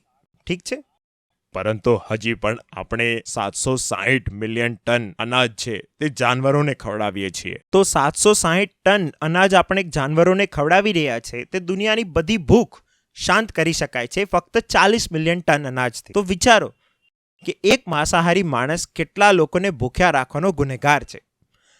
760 મિલિયન ટન અનાજ આપણે તે જાનવરોને ખવડાવી રહ્યા છે, તેનું માંસ પછી માંસાહારી લોકો ખાશે, અને દુનિયાની બધી ભૂખ નાના નાના બાળકો ભૂખ્યા છે અથવા કુપોષણના શિકાર છે, માલન્યુટ્રિશન, તે બધાને પર્યાપ્ત ખોરાક અને પોષણ આપી શકતું હતું 40 મિલિયન ટન અનાજથી ગ્રેનથી. પરંતુ તેના લગભગ 20 ગણું આપણે જાનવરને ખવડાવી રહ્યા છીએ. 760 મિલિયન ટન. આ વાત તમે બધા લોકો તમારા મનમાં છપાઈ જવા દો. સાથે આ વાત પણ લોકો બધા જાણે છે કે જે માંસાહાર છે તેના શરીર પર પણ બધા એડવર્સ ઇફેક્ટ થાય છે. હાર્ટ ડિઝીઝ છે, ડાયાબિટીસ છે, ઘણી બધી વસ્તુઓ છે જે તેની સાથે નજીકની સંબંધિત છે. તો તેના વિષયમાં એક ડેટા છે, જો દુનિયા વીગન ડાયટ તરફ વળે, શુદ્ધ શાકાહાર તરફ વળે, તો આપણે જોઈશું કે 8.1 મિલિયન મોત પર વર્ષે ઓછી થશે. 8.1 મિલિયનનો અર્થ છે કે 80 લાખ 81 લાખ મૃત્યુઓ આપણે વાત કરી રહ્યા છીએ કે જે દર વર્ષે ઓછી થશે. આગળ તેઓ કહે છે કે જે પૈસો આપણે લોકો હેલ્થ કેર પર અથવા અનપેડ કેર પર ખર્ચ કરીએ છીએ, અથવા જે બીમારીના કારણે લોકો કામ કરી શકતા નથી, તેમાં 700 થી 1000 બિલિયન ડોલરની પ્રતિ વર્ષ આપણે બચત કરી શકીએ. એક કરીને ડેટા જોઈએ તો નહીં તો સૌથી પહેલા જોઈએ તો 81 લાખ લોકો પ્રતિ વર્ષ ઓછા મરશે. એટલા જીવન બચાવી શકાય છે ફક્ત માંસાહાર છોડાવીને. માંસાહાર 81 લાખ મૃત્યુઓનો અથવા હું કહું કે હત્યાઓનો ગુનેગાર છે. 81 લાખ મૃત્યુ થાય છે ફક્ત એટલા માટે કે આપણે માંસ ખાવું છે, અને ફક્ત ડાયરેક્ટ ડેથ છે. આમાં આપણે એ ગણ્યું નથી કે માંસાહારના કારણે જે લોકોને અન્ન નથી મળ્યું તેઓ કેટલા મર્યા. આ ફક્ત ડાયરેક્ટ ડેથ છે. જો તેમને પણ ઉમેરશો તો કરોડો લોકો વધુ જોડાઈ જશે જે માંસાહારના કારણે મરી રહ્યા છે. અને આગળની વાત શું છે? આગળની વાત એ છે કે આપણે પૈસા બચાવીએ છીએ એક તરીકાથી, કે આપણે હેલ્થ કેર પર ખર્ચ કરવું પડે છે, અને જે અનપેડ કેર છે અથવા જે આપણે વર્કિંગ ડેડ્સનો નુકસાન થાય છે બીમારીના કારણે, તેમાં 700 થી 1000 બિલિયન ડોલર દર વર્ષે બચાવી શકાય છે. 1000 બિલિયન ડોલર પ્રતિ વર્ષ ખર્ચ થાય છે ફક્ત માંસાહારીઓને સ્વાસ્થ્ય સેવાઓ આપવામાં, જેમાં જે મેડિકલ કોસ્ટ આવે છે અને અનપેડ કેર આવે છે. અનપેડ એટલે તમે બીમાર છો અને ઘરમાં તમે દીકરો અથવા પત્ની બીમાર છે, તમારી સેવામાં લાગેલા છો. 1000 બિલિયન ડોલર કેટલું થાય છે? આના માટે તમે સમજી લો કે ભારતની કુલ અર્થવ્યવસ્થાના હાલમાં 3000 બિલિયન ડોલરની છે. કુલ 3000 બિલિયન ડોલરની અર્થવ્યવસ્થા છે, અને દુનિયાની અર્થવ્યવસ્થામાં 1000 બિલિયન ડોલર. વિચારો કે આ એક આંકડો કેટલો મોટો છે. કેટલું બચાવી શકાય છે જો ફક્ત આપણે આપણી માંસની હવસને કાબૂમાં કરી લઈએ. ગરીબી વિચારો કેટલી ઓછી થઈ જશે. આપણે ગરીબોનું રોણું રોઈએ છીએ. એક વાત તમારી સામે સમજી લો કે દુનિયામાં ગરીબી સૌથી મોટામાં મોટું કારણ માંસાહાર છે.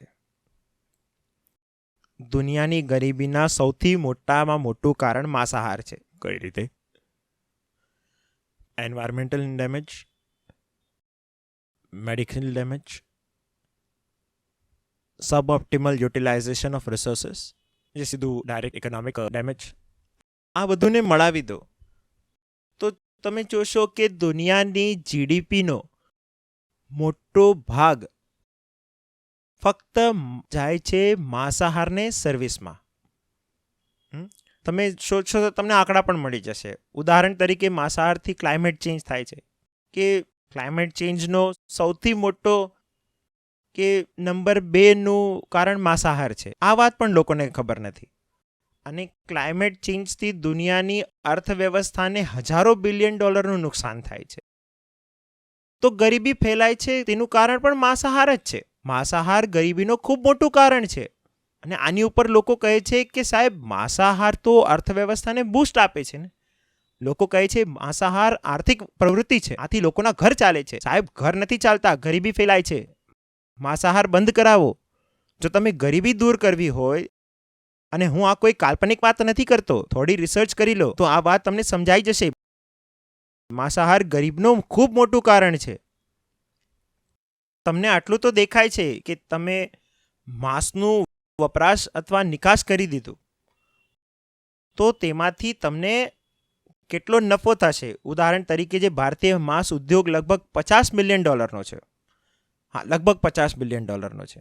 તેમાં તમે માની લો કે 10% માર્જિન છે, તો તેમાં $5 બિલિયન તમને નફો થાય છે. તેની તુલનામાં ભારતીય અર્થવ્યવસ્થા ગયા વર્ષે માત્ર જે ક્લાઇમેટ ચેન્જ સંબંધિત ઘટનાઓ હતી તેના કારણે લગભગ $150 બિલિયન નુકસાન સહન કર્યું છે. હવે કરી લો તુલના. ક્લાઇમેટ ચેન્જમાં 30થી 40% યોગદાન માંસાહારનું છે. માંસાહાર અને ડેરી એટલે પશુપાલનનું. માંસાહાર અને ડેરી આ બંને મળીને ક્લાઇમેટ ચેન્જના લગભગ 1/3 ભાગ ધરાવે છે, અને તૃતીયાંશમાંથી બાકી અન્ય કારણોથી આવે છે, જેમ કે ટ્રાન્સપોર્ટેશન, ફોસિલ ફ્યુઅલ. તો આ જો ક્લાઇમેટ ચેન્જના કારણે ભારતીય વ્યવસ્થામાં $150 બિલિયન નુકસાન સહન કરવું પડે છે, તો તેમાંથી માંસાહારનું કારણે કેટલું થયું? 1/3 $50 બિલિયન. $50 બિલિયન આપણે નુકસાન સહન કર્યું છે માંસાહારના કારણે. માંસાહારથી આપણો કુલ આર્થિક લાભ કેટલો થયો છે? $5 બિલિયન. તો જે લોકો આ તર્ક આપે છે કે માંસાહારથી અર્થવ્યવસ્થામાં પૈસા આવે છે, તેઓ પાગલ છે. જો માંસાહારથી અર્થવ્યવસ્થામાં ₹1 આવે છે તો $10 નુકસાન થાય છે. અને આ અત્યાર સુધી ફક્ત ક્લાઇમેટ ચેન્જ સંબંધિત નુકસાન વાત કરી છે. હજુ આપણે મેડિકલ લોસની વાત નથી કરી. જો તમારે માંસાહારની કુલ કિંમત આપવી છે તો તમારે પર્યાવરણીય કિંમત માપવી પડશે, તમારે સ્વાસ્થ્ય કિંમત માપવી પડશે, અર્થવ્યવસ્થામાં જે સંસાધનોનું શ્રેષ્ઠ વિતરણ થાય છે, તે ઉપયોગ થઈ રહ્યું છે, તેની કિંમત માપવી પડશે. ત્યારે તમને સમજાશે કે માંસાહારથી અર્થવ્યવસ્થાને કેટલું ભારે નુકસાન થાય છે. ભારતને ગરીબ રાખવામાં માંસાહારની ભૂમિકા વધતી જાય છે. આપણે જે નિકાસ કરીએ છીએ, આપણે વિચારીએ છીએ કે નિકાસ કરવાથી આપણને આવક મળી રહી છે. આપણે સતત માંસની નિકાસ કરીએ છીએ. હવે તો સરકાર ઈચ્છે છે કે આપણે જીવતા પ્રાણીઓની નિકાસ કરીએ. અને આ આપણે પિંક રેવોલ્યુશન એટલે માંસ અને બ્લુ રેવોલ્યુશન એટલે કે માછલી, આ બધું કરતા જઈ રહ્યા છીએ. એને આપણી નાની બુદ્ધિથી આપણને લાગે છે કે આ બધું કરીને આપણને નફો મળી રહ્યો છે.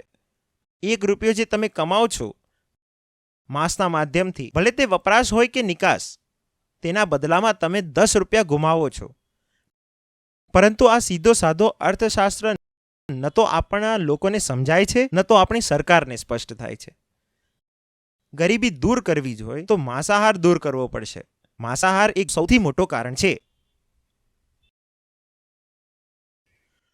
એમાં એક વાત જોઈ હતી કે તમે જે વાત કરી હતી કે ક્લાઇમેટ ચેન્જમાં જે તમે આર્થિક નુકસાન થઈ રહ્યું છે, તેના માટે મેં થોડો ડેટા કાઢ્યો હતો કે ન્યૂયોર્ક ટાઈમ્સનો એક લેખ હતો કે ત્યાં વાત કરવામાં આવી હતી કે 2021થી જ શરૂ થઈ ગયું હતું કે ગ્લોબલ ક્લાઇમેટ ચેન્જ છે, તેની અસર ગ્લોબલ અર્થવ્યવસ્થા પર થઈ રહી છે, જે 11-14% કહેવામાં છે. અને 11-14 છે ને જે સમગ્ર જીડીપી છે, દુનિયાની જીડીપીનો 11-14% ઘટવાનું શરૂ થઈ ગયું છે. શું થવાનું શરૂ થઈ ગયું છે? ફક્ત ક્લાઇમેટ ચેન્જના કારણે. આ વાત અહીં નોંધી લો, છાપી લો, અને તે વાત છપાવા દો. ગ્લોબલ અર્થવ્યવસ્થાનો 11-14%. તો ભારતની અર્થવ્યવસ્થાનો લગભગ માની લો $3.5 ટ્રિલિયન અર્થવ્યવસ્થા માનો, તો તમે કેટલું નુકસાન કરવાનું શરૂ કરી દીધું છે? ઓછામાં ઓછું $300 બિલિયન. $300 બિલિયન ક્લાઇમેટ ચેન્જના કારણે નુકસાન થવાનું દર વર્ષે શરૂ થઈ ગયું છે. ગરીબી સમજો અને ક્લાઇમેટ ચેન્જનું કદાચ સૌથી મોટું કારણ માંસાહાર છે. આ વાત પણ સારી રીતે મગજમાં લઈ લો. તમે ક્લાઇમેટ એક્ટિવિઝમની વાત કરો છો, તમે ગ્લોબલ વોર્મિંગની ચીસો પાડો છો, તમે કહો છો કે આબોહવા બદલાઈ રહી છે. આ બધી વાતો તમે કરો છો. અચાનક ગરમી વધી ગઈ, અચાનક વરસાદ થઈ ગયો, આ બધું થઈ ગયું. આ હીટ વેવ અચાનક ક્યાંથી આવી, આ ઠંડી ક્યાંથી આવી, આ બધું કેમ કહો છો કે થઈ રહ્યું છે? તેનું ખૂબ મોટું કારણ માંસાહાર છે. આ વાત મીડિયા તમારી સામે નથી લાવતું. આ વાત શિક્ષણમાં પણ આપણને નથી કહેવામાં આવી. આ બધું પણ છુપાવવામાં આવે છે. કેમ છુપાવવામાં આવી રહી છે? કારણ કે સરકારોનો પણ સ્વાર્થ છે. અને સંગઠિત જે સ્લોટર હાઉસ છે, માંસ ઉદ્યોગ છે, પ્રોસેસ્ડ ફૂડ ઇન્ડસ્ટ્રી છે અને ડેરી ઇન્ડસ્ટ્રી છે. આ બધાનો ખૂબ મોટો સ્વાર્થ છે તમારી પાસેથી સત્ય છુપાવવામાં. તમને કહેતા નથી જે કે ભારતની અને વિશ્વની દુર્દશામાં અને ગરીબીમાં દરેક પ્રકારની આ જે સમગ્ર પશુ ઉત્પાદનનો વપરાશ છે, ભલે તે દૂધ હોય, ભલે તે માંસ હોય, ભલે તે પછી વગેરે, કેટલું મોટું છે. જેમ તમે હમણાં ડેટા એક રીતે ન કહેવાની વાત કરી, તો મને એક વાત યાદ આવી રહી છે કે હમણાં જ કેટલા સમય પહેલાં વાંચી રહ્યો હતો કે ક્લાઇમેટ ચેન્જ રિસર્ચ પેપર્સ હોય છે, તેમાં એશિયા પેસિફિકનું યોગદાન માત્ર 2% છે. તો તમે જોશો કે મુખ્ય ડેટા આપણને મળે છે તે બહારની એજન્સી પાસેથી મળે છે કે કેવી રીતે ક્લાઇમેટ ચેન્જ અસર કરી રહ્યું છે. રિસર્ચ પેપરનું 2%, કોઈ એવું ન સમજે કે એશિયા પેસિફિકનું ક્લાઇમેટ ચેન્જનું યોગદાન 2% છે. ના, તેઓ કહે છે કે 100 રિસર્ચ પેપર છપાયા છે. તો આ જે સમગ્ર એશિયા પેસિફિક ક્ષેત્ર છે, એટલે જેમાં એશિયાના દેશો છે અને ઓસ્ટ્રેલિયા વગેરે બધા આવે છે, તેમાંથી ફક્ત 2 રિસર્ચ પેપર છપાયા છે. એટલે કે આ જગ્યાઓ પર રિસર્ચ નથી થતી. જે ક્લાઇમેટ ચેન્જ આપણને બરબાદ કરી રહ્યું છે અને ક્લાઇમેટ ચેન્જનું જે સૌથી મોટું કારણ માંસાહાર છે, આ વાત પણ આપણને અમેરિકા અને યુરોપવાળા કહે છે. ભારત જેવા દેશોમાં આ વાત પર રિસર્ચ જ નથી થતી. ન તો ખાનગી યુનિવર્સિટીઓમાં થાય છે અને ન સરકારી સંસ્થાઓમાં થાય છે. જાણે સરકારનો પોતાનો આમાં કોઈ સ્વાર્થ હોય કે આ ડેટા છુપાવો. કે સરકારો એક પછી એક ભારતમાં જે સરકારો આવી રહી છે, જે સતત એવી નીતિઓ બનાવી રહી છે કે ભારત સમગ્ર વિશ્વનો કસાઈખાનું બની જાય. India is the slaughter house of the world. સરકારો સમગ્ર દુનિયાને કહે છે કે કહો તમને કયું માંસ ખાવું છે, તમે ભારતમાં કાપીને તમને નિકાસ કરીશું. આ કઈ રીતે શક્ય છે કે ભારત જ્યાં પર હિન્દુઇઝમ, સિખિઝમ, જૈનિઝમ, બુદ્ધિઝમ છે, જે અહીંના સૌથી મોટા ધર્મ છે, તે સતત અહિંસા અને કરુણાની વાત કરે છે, તે દુનિયાનો સૌથી મોટો બીફ નિકાસકતા બની ગયો છે. તે કઈ રીતે શક્ય છે? આ કંઈ નથી, આ પૈસાની લાલચ છે અને પરિણામો પ્રત્યે અજ્ઞાન છે. આપણે નથી જાણતા કે પૈસાની લાલચ આપણને કેટલી મોંઘી પડી રહી છે. આથી આપણી ચેતનાઓ તો ઘટી જ રહી છે, પૈસો પણ નથી મળી રહ્યો, એટલું ઉલટું ગરીબ બની રહ્યા છીએ. હમણાં જે કેટલા દિવસો પહેલાં ન્યૂઝમાં આવી હતી કે જે શાકભાજીના ભાવ છે તે કેટલી વધી ગઈ છે, પણ જુઓ પણ આ વાતને કોઈ ઇશારો જ નથી કરી રહ્યો કે શાકભાજીનો ભાવ વધ્યો છે. આ જેટલા પણ એક્સ્ટ્રીમ વેધર ઇવેન્ટ્સ છે, વધુ વરસાદ થઈ જાય છે, વધુ ધૂપ પડી જાય છે, ફસલ ખરાબ થઈ જાય છે. આ જે એક્સ્ટ્રીમ વેધર ઇવેન્ટ્સ આવી રહ્યા છે, હું લોકોને સમજાવવા માટે કહું છું કે ઉદાહરણ તરીકે ઘઉંની ફસલ છે, અથવા હમણાં ગરમીમાં ખૂબ જોરથી વરસાદ થઈ ગયો, કેરી ખરાબ થઈ ગઈ, કેરી મોંઘી આવી રહી છે. સામાન્ય માણસ કેરીથી એટલો ફરક નથી પડતો. સામાન્ય માણસ વધુ ફરક પડે છે ટમેટા, ડુંગળીથી, દાળથી, ચોખાથી, જેનાથી વધુ ફરક પડે છે. આ બધાના ભાવ કેમ વધે છે? આ બધાના ભાવ ક્લાઇમેટ ચેન્જના કારણે વધે છે.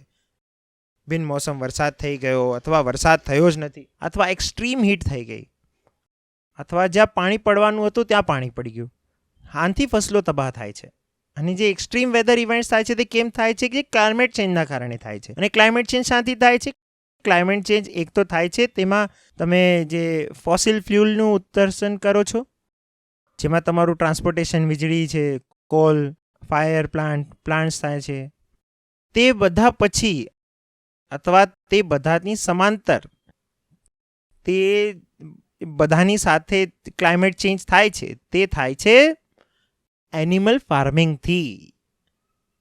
જે આપણે પ્રાણીઓને મોટા કરીએ છીએ દૂધ, દહીં, લસ્સી માટે અથવા માંસ માટે, ત્યાંથી આવે છે.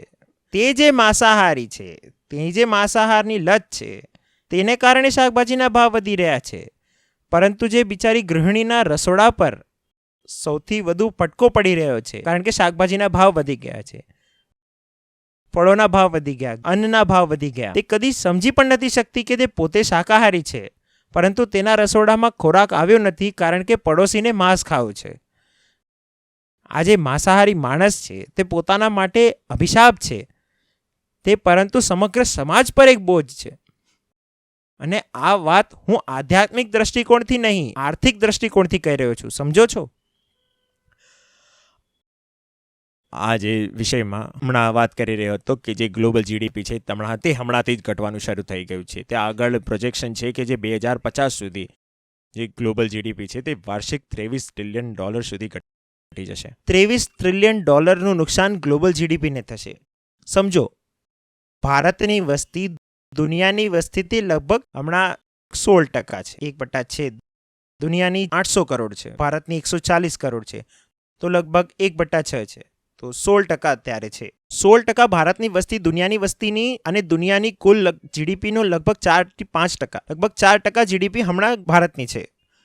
2050 સુધીમાં માની લો દુનિયાની 8-10% જીડીપી ભારતથી આવશે. 2050 સુધીમાં 8-10% જીડીપી ભારતથી આવશે. અને $23 ટ્રિલિયન નુકસાન થઈ રહ્યું છે ગ્લોબલ જીડીપીને. તો ભારતની જીડીપીને કેટલું નુકસાન થશે? 8-10% દુનિયાની જીડીપી ભારતથી આવે છે, તો $23 ટ્રિલિયન દુનિયાની જીડીપીનું નુકસાન છે, તો ભારતનું પણ લગભગ $2 ટ્રિલિયન નુકસાન થશે. $2 ટ્રિલિયન. $2 ટ્રિલિયન સમજો છો કે કેટલું હોય છે? ભારતની વર્તમાનમાં જીડીપીના 60 થી 70% જેટલું. આપણો આટલો મોટો આર્થિક ફટકો ઝેલવાના છીએ ક્લાઇમેટ ચેન્જના કારણે. અને ક્લાઇમેટ ચેન્જ અને માંસાહાર એકબીજાથી એકદમ જોડાયેલી વાત છે, ભૂલશો નહીં. માંસાહારથી વધુ જો હું જવાબદાર માનું છું તો ક્લાઇમેટ ચેન્જ માટે એક જ વસ્તુ છે, વસ્તી. કારણ કે ક્લાઇમેટ ચેન્જ આવશે તે વપરાશથી, અને વપરાશ કરવા માટે ગ્રાહકો જોઈએ. અને ગ્રાહકો આવે છે જ્યારે મનુષ્ય બાળકો પેદા કરે છે. સમજાય છે આ વાત? આપણે આટલા મોટા જ્વાળામુખીના મોં પર ઊભા છીએ અને આપણને આ વાત સમજાતી નથી. જ્યારે કોઈ કહે છે કે પ્રાણીઓને નહીં મારો, તો આપણને લાગે છે કે અરે આ તો એવી જ વાત છે કે મોરલની નૈતિકની વાત કરી રહી છે. પરંતુ તે મોરલ અને નૈતિકની વાત નથી, તે તેનાથી આગળ વધીને એક આર્થિક વાત પણ છે. ઓછામાં ઓછું તેની પાછળની આર્થિક દલીલ છે મારા ભાઈ, તે તો સમજો.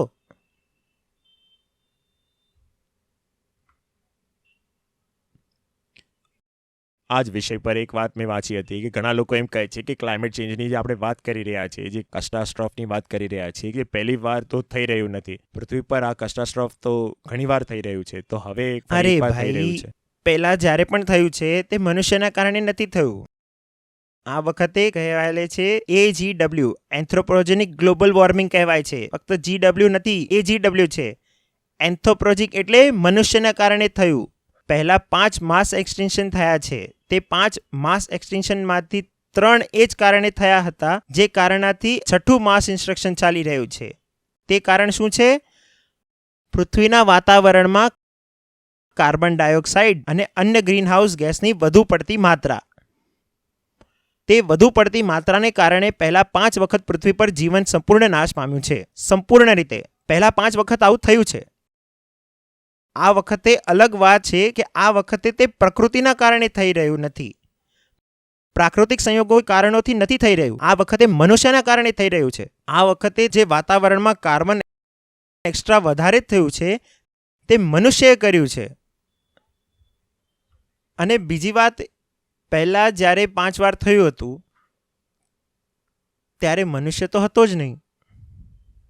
તેથી તે 5 વાર થયું તે અલગ હતું, કારણ કે તે મનુષ્ય હતો જ નહીં.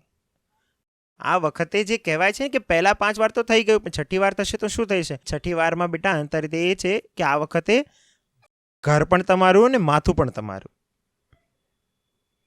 તમે કહો છો કે પહેલા પણ તો ઘર પડ્યા છે ને આચાર્યજી, પહેલા પણ તો ઘર પડી રહ્યા હતા ને, તો એકવાર હજુ પડશે તો કયો ઘર તૂટી પડશે?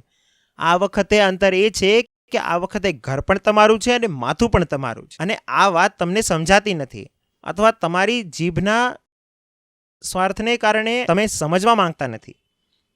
અહીં છત તૂટીને તમારા માથા પર પડશે, ઘર પણ તમારું, માથું પણ તમારું. અને તમે મારી સાથે દલીલ કરો છો કે પહેલા પણ તો 5 વાર એક્સટેન્શન થયું છે, આ વખતે થશે તો શું?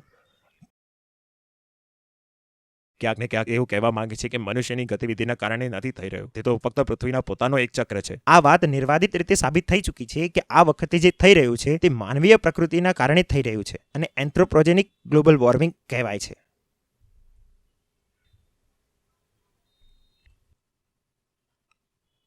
આ જ વાત પર મેં ઘણા લોકોને જોયા છે કે જે પોતાના જીવનથી ઉદાહરણ આપે છે. લોકો કહે છે કે જુઓ, જે મારા દાદાજી હતા તેમને મેં જોયા, તેઓ માંસ પણ ખાતા હતા, 95 વર્ષની ઉંમર સુધી જીવ્યા પણ, અને સારું તેમનું જીવન પણ હતું. તો માંસ ખાવામાં શું ખોટું છે?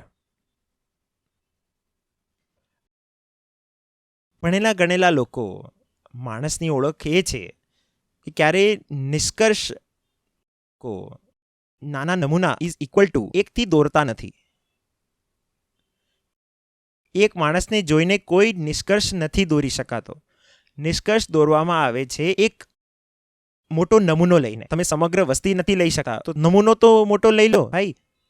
આઝાદીના સમયે ભારતમાં જે સરેરાશ આયુષ્ય હતી કોઈ વ્યક્તિની, તે 30 વર્ષ પણ નહોતી. ભારતનો સામાન્ય માણસ 30 વર્ષ પણ નહોતો જીવતો આઝાદીના સમયે. પરંતુ તે સમયે પણ કોઈના દાદાજી હશે જે 100 વર્ષના હશે, તો પોતાના દાદાજીને લઈને શું કહેશે કે 1940ના દાયકામાં ભારતીય લોકો 100 વર્ષ જીવતા હતા. ભાઈ, તમારા દાદાજી જીવી ગયા હશે, થોડો નમૂનો મોટો કરો તો ખબર પડશે કે સરેરાશ માણસ 30 વર્ષ પણ નહોતો જીવતો. તે સમયે ભારતમાં સાક્ષરતા દર જ્યારે ભારત આઝાદ થયો હતો 10% પણ નહોતી. તમારા દાદાજી હોઈ શકે પીએચડી હતા, તે સમયે પણ પોતાના દાદાજીને જોઈને શું કહેશે કે ભારત આઝાદ થયો ત્યારે ભારતમાં બધા પીએચડી હતા. ભાઈ, થોડો મોટો નમૂનો લો. બેકારના તર્ક થાય છે. મારા દાદાજીએ તો જિંદગીભર માત્ર મુર્ગો ચબાવ્યો અને તે મારા દાદાજી હુષ્ટપુષ્ટ હતા, 100 વર્ષ જીવ્યા. દાદાજી જો ખરેખર એવા સારા વ્યક્તિ હોત તો તેમના પૌત્રજી આવા કુતર્ક કેમ કરી રહ્યા હોય? દાદાજીએ પોતાના પૌત્રને કંઈક તો શીખવાડ્યું હોત ને. હવે એક થોડો અલગ પ્રકારનો તર્ક ઘણા લોકો એ છે કે હું જોઈ રહ્યો હતો કે કમેન્ટ્સમાં લખી રહ્યા હતા કે સર, હું છું નાસ્તિક અને મને ધર્મ વગેરેથી કોઈ ખાસ ફરક નથી પડતો અને મને આ વાત સમજાતી નથી કે મારી પ્લેટમાં શું રાખેલું છે ને તેમાં બીજા કોઈને દિક્કત શા માટે છે.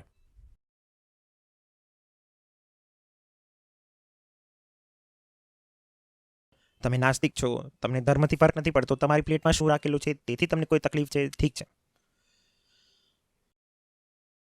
જેમ પ્લેટ તમારી છે અને પ્લેટમાં રાખેલું છે તે તમારું છે, તેમજ માની લો ગાડી તમારી છે. તમે કહો મારી ગાડી છે, મેં તો રસ્તાની મધ્યમાં ઊભી કરી દઈશ, જેમ ગધેડો રસ્તા પર વચ્ચે બેઠો છે. તેમજ તમે રસ્તાની વચ્ચે લાવીને ગાડી ઊભી કરી દીધી. મારી ગાડી છે, તમને શું ફરક પડે છે? મારી ગાડી છે, મેં રસ્તા પર ઊભી કરી છે, કોઈને શું ફરક પડે છે? ભાઈ, તમે તમારી ગાડી ક્યાં ઊભી કરી છે તે ફક્ત તમારો ખાનગી મામલો નથી, તેનાથી બીજા લોકો પર કેટલો અસર પડે છે. મેં મારા ઘરમાં બિલકુલ ઘણું એક્ઝોસ્ટ ફેંકનાર ડીઝલ જનરેટર લગાવી લીધું છે, જે આજથી 40 વર્ષ પહેલાંની ટેકનોલોજીવાળું જે ભારતમાં હજુ પણ ચાલે છે. મેં મારા ઘરમાં જે ડીઝલ જનરેટર મુકાવી દીધું, જે આવાજ કરે છે ખતરનાક, લગ્નમાં જોયું છે જેવું જનરેટર, બડબડ, તે એકદમ કાળો ધુમાડો કાઢે છે, અને તે મારા ઘરમાં લગાવી લીધું છે. મારી બાઉન્ડ્રીની અંદર મેં જે જનરેટર લગાવી લીધું છે, પછી હું કહું છું કે મારું ઘર છે, મારું જનરેટર છે, કોઈને શું ફરક પડે છે? ભાઈ સાહેબ, તે જે તમે લગાવ્યું છે તેની અસર મારા પર પડી રહી છે. તમે જે હવા ગંદી કરી રહ્યા છો તે હવા મારા માટે પણ ગંદી થઈ રહી છે. તમે જે અવાજ પેદા કરી રહ્યા છો તે અવાજ મારા કાનમાં પણ જઈ રહ્યો છે. આ જ રીતે તમે જો માંસ ખાઈ રહ્યા છો તો તે તમારી પર્સનલ ચોઇસ નથી, તમે નથી કરી શકતા. આ મારો ખાનગી મામલો નથી, વ્યક્તિગત મામલો છે. It's a matter of my personal liberty and choice કે what's there on my plate. આ બધી અમાન્ય દલીલો છે. શું ખાઈ રહ્યા છો તે તમારો ખાનગી મામલો નથી. તમે જે ખાઈ રહ્યા છો તેનો સમગ્ર સમાજ પર, સમગ્ર માનવજાત પર સીધો સ્પષ્ટ પ્રભાવ પડે છે. જો તમે સમગ્ર સમુદાય, સમાજ અને માનવજાતના ભવિષ્ય પ્રત્યે જવાબદાર છો તો તમે જવાબદારીપૂર્વક વિચારો કે તમારી પ્લેટમાં શું મૂક્યું છે ખાવા માટે. તમે જે મૂકી રહ્યા છો તેની ક્લાઇમેટ કોસ્ટ છે, તેની ઇકોનોમિક કોસ્ટ છે, તેની દરેક રીતે હાનિકારક અસર છે સમાજ પર. આ તમારો ખાનગી મામલો નથી. આ જ વાતથી મને એક વાત યાદ આવી રહી છે કે એક સમયે ફ્લાઇટની અંદર સિગરેટ પીવાની પણ પરવાનગી હતી, પરંતુ આ વાત જોવાઈ ગઈ છે કે પેસિવ સ્મોકિંગ, કે તમારી આસપાસ કોઈ ધૂમ્રપાન કરે છે તો તે ધુમાડોનો તમારા ફેફસા પર પણ અસર પડે છે. ત્યારે એક કાયદો બનાવવો પડ્યો કે તમે પબ્લિક પ્લેસ પર સ્મોકિંગ નથી કરી શકતા.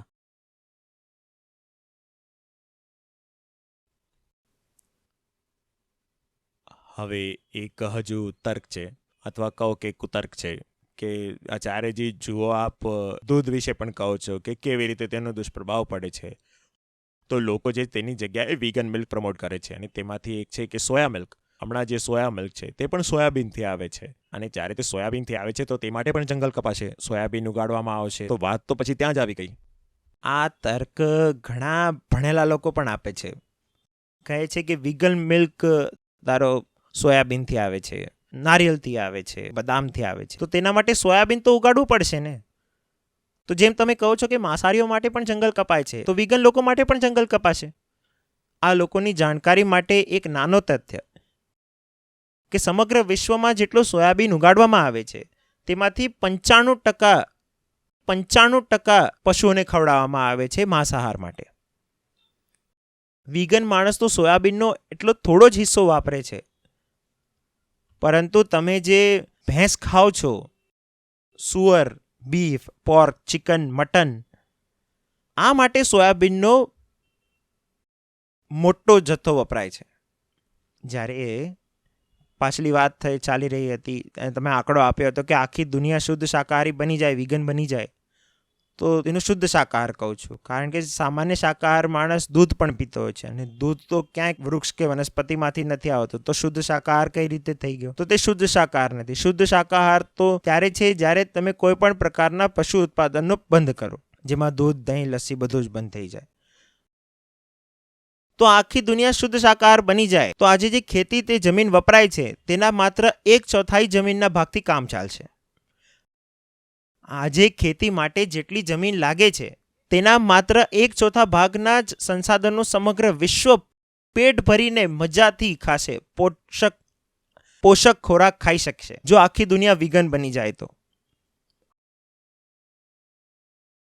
હમણાં જે ઉગાડવામાં આવે છે તે તમારા માટે નહીં, માંસાહાર માટે ઉગાડવામાં આવે છે. આ સારી રીતે સમજી લેજો. સાથે જ્યારે હું આ વિષય પર થોડી રિસર્ચ કરી રહ્યો હતો ત્યારે મને લાગ્યું કે ખૂબ સારા ગ્રાફ્સ મળ્યા છે. હું ઈચ્છું છું કે ટીમ તમને સ્ક્રીન પણ બતાવે કે કેવી રીતે જે ડેરી મિલ્ક જે આપણને ગાય ભેંસથી મળે તેની સાથે સોયા મિલ્ક, ઓટ મિલ્ક, બદામ મિલ્ક, આ બધાનો જમીન પર શું અસર રહે છે, તેમના ઉત્સર્જનથી શું અસર પડે છે અને તેમાં કેટલું પાણી વપરાય છે તેની એક તુલના છે જે હું ઈચ્છું છું કે સ્ક્રીન પર બતાવવામાં આવે. જી, મારી પાસે જે કુતર્કોની જે સંપૂર્ણ યાદી છે તે કદાચ સમાપ્ત થઈ ગઈ છે, પરંતુ હું ઈચ્છું છું કે છેલ્લે જે તમે લોકોને શું કહેવા માંગો છો. સૌથી મોટો કુતર્ક તો ખરાબ ઈરાદો છે ને. સૌથી મોટો કુતર્ક તો માણસના અંદરનો શૈતાન છે. આપણે ચાહે ગમે તેટલી વાત કરી લઈએ, કંઈ નહીં તો 3-4 ડઝન વાર્તાલાપો થઈ ગયા છે જે હું કરી ચૂક્યો છું, તમારા લોકો સાથે કરી ચૂક્યો છું, બીજી જગ્યાએ કરી ચૂક્યો છું, જે બધા એનિમલ રાઇટ્સ એક્ટિવિસ્ટ છે તેમની સાથે કરી ચૂક્યો છું, વિગન ગ્રુપ છે તેમની સાથે કરી ચૂક્યો છું. તમારી 2 પુસ્તકો બે પણ પુસ્તકો આખી આ મુદ્દા પર પૂર્ણ રીતે છપાઈ ચૂકી છે. તે પછી પણ આપણે જે બધી વાતો કરી રહ્યા છીએ તેમાંથી પણ આ બધી વાતો નકારી શકીએ છીએ. છેલ્લા તર્કનું નામ છે ખરાબ ઈરાદો. હું ગમે તેટલું સમજાવું, ખરાબ ઈરાદાનો કોઈ ઇલાજ નથી. ખરાબ ઈરાદાનો ઇલાજ તો માત્ર આધ્યાત્મિક જાગૃતિ જ છે. જ્યાં સુધી અહીં કરુણા નહીં આવે ત્યાં સુધી તમે માંસાહાર છોડશો નહીં. નહીં તો આ બધા તર્કો છતાં માનું છું કે માંસ તો એનું જ છૂટે છે જે થોડો પોતાને સમજવા લાગે છે, જેની અંદર થોડી ભીનાશ આવે છે, થોડી લાગણી આવે છે, જે અંદરથી થોડો નરમ થઈ જાય છે. તે જ હોય છે. પછી તે જગત પ્રત્યે એક મૈત્રી ભાવ રાખી શકે છે, થોડી કરુણા રાખી શકે છે. તો બસ એ જ વાત છે. આખરે સોલ્યુશન આધ્યાત્મિક જાગૃતિમાં જ છે.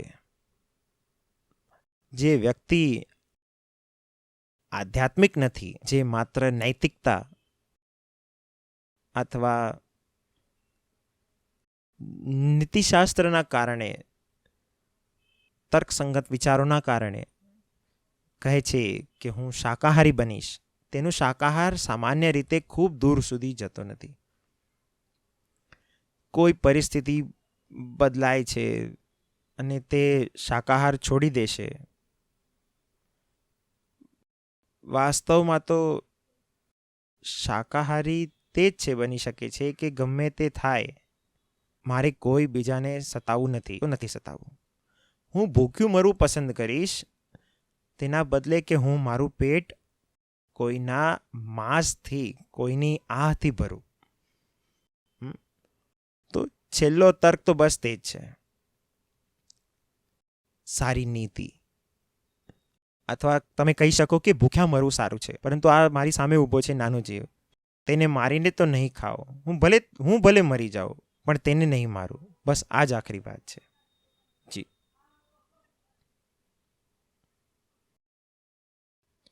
ધન્યવાદ આચાર્યજી.